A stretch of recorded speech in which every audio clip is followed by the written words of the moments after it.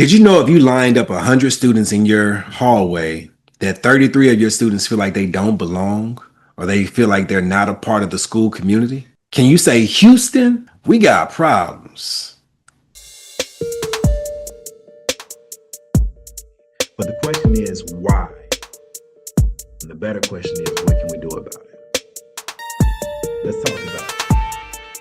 Like I said, man, 1 out of 3 students feel like they do not belong or they feel like they're not a part of that school community. And while that may seem like, oh, just a harmless little, stat, like they'll grow out of it.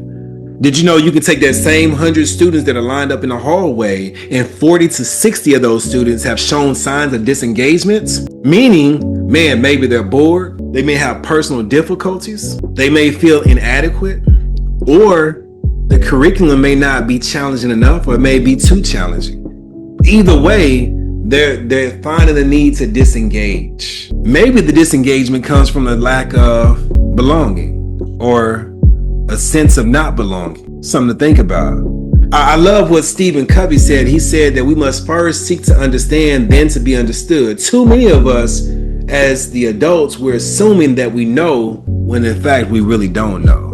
We think we know little Steven, but we really don't know him because we haven't taken the time to get to know him. So as I said before in previous videos, I said that many of our students are dealing with suicidal attempts, and I believe the reason comes down to a lack of emotional intelligence. So how do we build up emotional intelligence? There's 5 ways, and the acronym is PAUSE. We talked about the P, which is to practice active listening. The A is to acknowledge the attempts. Today we're talking about the U, which is to understand where they are at. But you can't understand where they're at if you don't understand who they are. And that's my challenge to you. Will you take the time to get to know little Steven?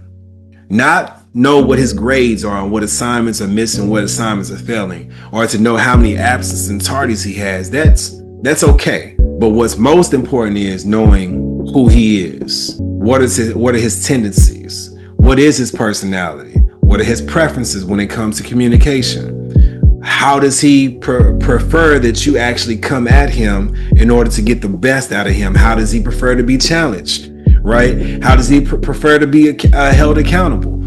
Those type of things is what I'm asking for. Do you know little Steven? Because once you get to know your student, that's when you can figure out where they're at. And once you know where they're at, guess what? You can help them get to where they should be. Listen, I told you, man, you are a winner, but so are your student leaders. But understand that winning is a choice. So whatever you do not quit. Seek to understand where your students are at. And do that by getting to know who they are. This is Coach D. I'll see you on the next video. I'm out.